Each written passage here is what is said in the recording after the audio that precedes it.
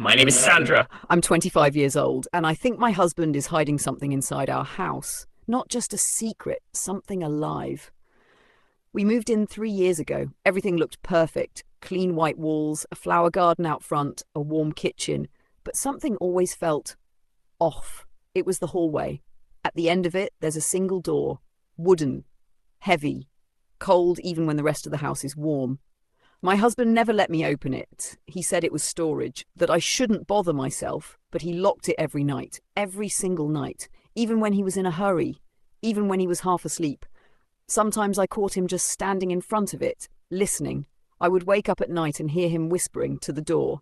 I never dared to ask why, until the morning he left in a rush, said he had a client to meet. I was clearing the table when I saw it. A key.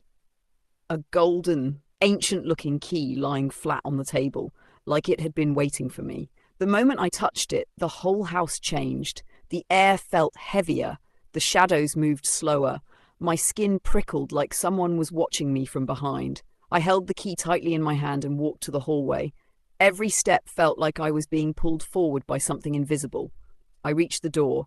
My breathing slowed. My fingers trembled. I put the key into the lock. It turned.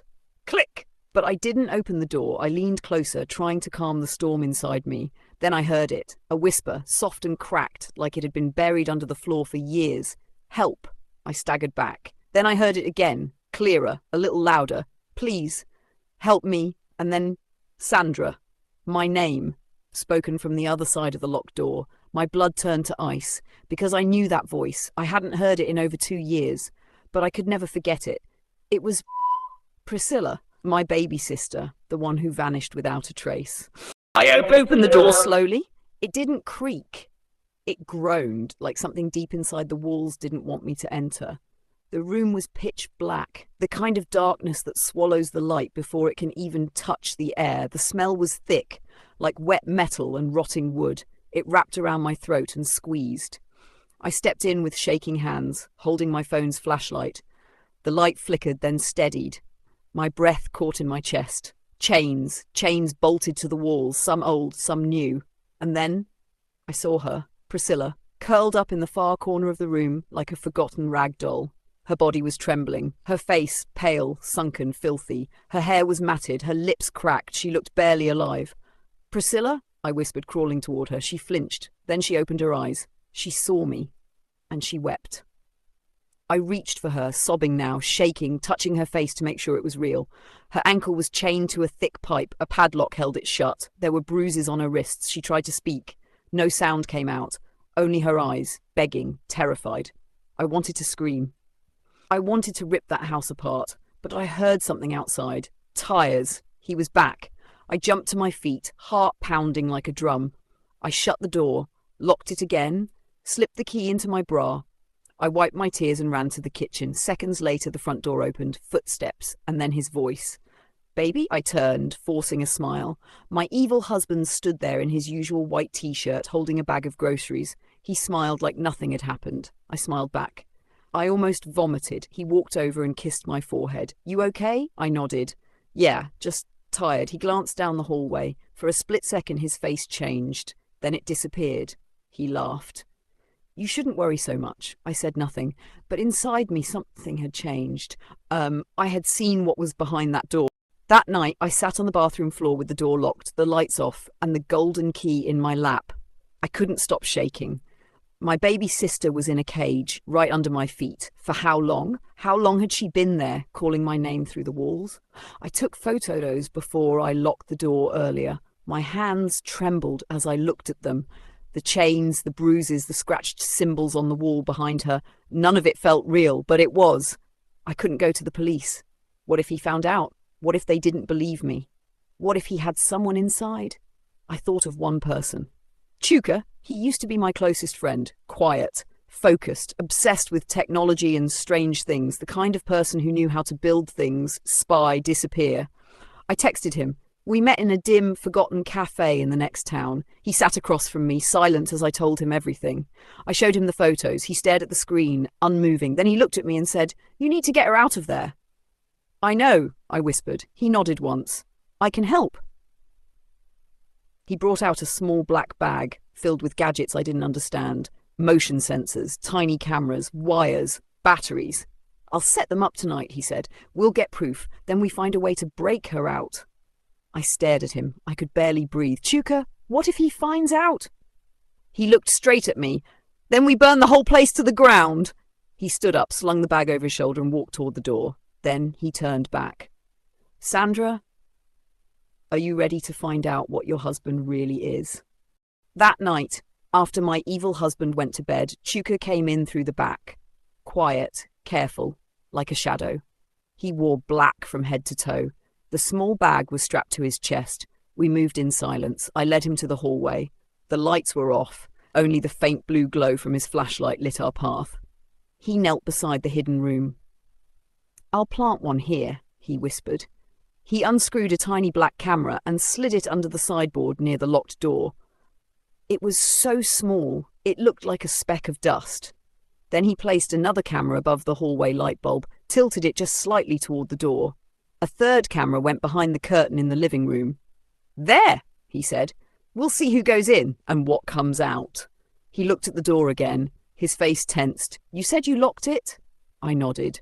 But deep down, I wasn't sure anymore. The door didn't feel asleep. It felt like it was waiting. We went to the dining room next. He placed a motion sensor near the window, another one in the kitchen by the back door, and then the final piece, a tiny microphone hidden inside the altar. He looked at me. "Don't go near the door without me." "I won't," I whispered. He nodded. Then he left.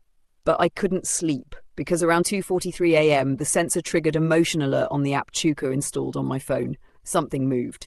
Inside the locked room, I stared at the screen. The camera was shaking, and then I heard it, a whisper, but not just one voice. Many, calling out, crying, praying, scratching, begging. Then, silence. The screen went dark. I didn't breathe for a long time. The next morning, I watched my husband slice pineapples in the kitchen like nothing was wrong. His white t-shirt was fresh. His laugh was warm. He even made me tea. But I couldn't look at him the same way. I kept hearing the voices, seeing the chains, Priscilla's face, the camera shaking, the whispers. He looked at me and smiled. "You look tired," he said. "I didn't sleep well," I replied. "You should rest more." Then he walked over, wrapped his arms around me and kissed my neck. His hands were warm, but they made my skin crawl. After he left for work, I called Chuka. "We need to open up that room again," I told him. "I need to see my sister." He came that evening. We waited until Io left again. Then we moved the altar aside, and that's when Chuka paused. His hand froze in midair. "What is that?" Under the altar, the tile was cracked. There was something beneath it, a tiny slit, like the edge of a hidden trapdoor. He grabbed a screwdriver. "Help me!" Together, we pried the cracked floor open. It groaned, then lifted. Cold air rushed up from below, and the air smelled wrong, like rust and fire and forgotten bones. Chuka turned to me. "I think your husband built something under this house." I swallowed hard. "Let's go down! Shack Chapter 6! Beneath the altar, the stairs creaked as we descended. Wooden steps, old and soft with rot. Cobwebs hung from the corners like curtains. Dust filled our lungs. I held the candle. Chuka had a flashlight. Every few seconds we stopped and listened. Nothing. But the air was buzzing, a soft sick hum in the walls. At the bottom was a corridor, a dirt tunnel. Pipes ran across the ceiling like veins. Everything felt alive, breathing. Then we saw them. 3 metal doors, one scratched to death, one stained with old blood. The third, wide open. I looked at Chuka. His hand reached for my arm. We stepped inside. The chamber was small, burned. Symbols scorched into the floor, broken rosaries, melted candles and something else, a camera, on a tripod, pointing at the wall. "What the hell is this?" Chuka muttered. He checked the camera. It was still recording. He played the footage. The screen lit up with static, and then we heard her, a voice. But it wasn't Priscilla. It was a whisper, many voices. "She wasn't the only one," I gasped. Chuka dropped the camera. I turned slowly, because behind that wall, there was knocking, 2 knocks, and then a breath. Beneath the altar, we stared at the cracked wall, both of us too afraid to speak. The symbols on the floor started to shimmer faintly under Chuka's flashlight. Then it happened. A crack, soft at first, like a whisper in stone. Then another. The wall groaned. A piece chipped off and fell. Dust poured out and something sharp pierced the air, like a cry that couldn't escape a throat. We backed up. More cracks. Sandra's candle flickered violently. Chuka grabbed my hand. Then a hand reached out. Pale, bloody, bent fingers, a rusted chain wrapped around the wrist. Chuka pulled me back fast. The wall shattered halfway. Another hand, then a leg. Thin, broken women were crawling out of the wall, ghostly, trembling, some with eyes rolled back in their heads, some with foggy, dead stares. Their chains clinked on the ground as they dragged themselves forward.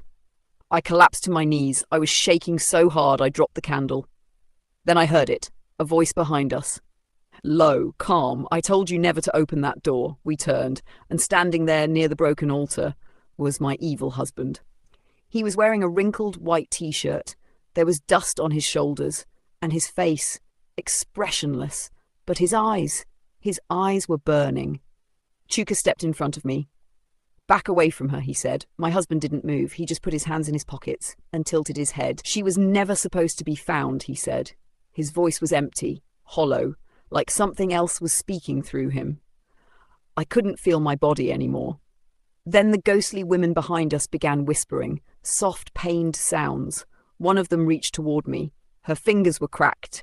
Io, my husband, turned to them and said, "You should have stayed buried." Chuka reached for something in his bag. That's when Io rushed forward and slammed his fist into Chuka's stomach. Chuka dropped instantly. Gasping, groaning, I screamed and tried to run, but Io grabbed my wrist. "You don't understand what's down here," he growled. "You don't understand who they are." His grip tightened. I could feel the bone grinding. Then something inside me snapped. I grabbed a stone from the ground and smashed it into his arm. He let go. I ran to Chuka. He was coughing, bleeding from his mouth. Behind us, the wall cracked even wider. A face began to form, pale, disfigured, floating in the stone, the face of someone once human but now twisted into something else. Priscilla, but not the Priscilla I remembered. Her eyes were glowing white. I tried to lift Chuka, but he was too heavy. Io stood again. His white shirt was stained now, his face twisted with rage, and something darker, something not human. Then I felt it, cold.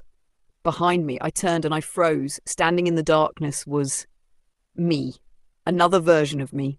Same hair, same face, but her eyes were black holes. Her smile was wrong, and she didn't blink. She just stood there, tilting her head like a curious child. I stepped back, she stepped forward. Chuka looked up and whispered, "Sandra." Run. But I couldn't, because ghostly arms had started crawling out of the walls, the wives, all of them, dragging chains, biting their lips until they bled. Some of them had no eyes, others had no mouths. The fake Sandra stepped closer, and I screamed. The room shook. The wall behind us collapsed completely, revealing a tunnel of pure black, breathing like a lung. Then Priscilla floated up from the hole, hovering. Her lips moved, but her voice wasn't hers. More spirits spilled into the room, crawling toward Io. One grabbed his ankle, another his arm. They wanted him. He tried to run, but it was too late. They pulled him to the ground, and then he vanished into the dark. Gone. The evil version of me smiled once more, then burst into dust. The chains on the women fell away. Their heads slowly turned toward me. Their eyes were soft now. They bowed and vanished into the smoke. I dropped to the floor, holding Chuka's hand. I was shaking, crying. My entire world had cracked in half. The candle beside me flickered one last time and died, and I whispered into the dark, "If you're watching this and you haven't subscribed, please do it now." Because what happened next was worse than everything you just saw.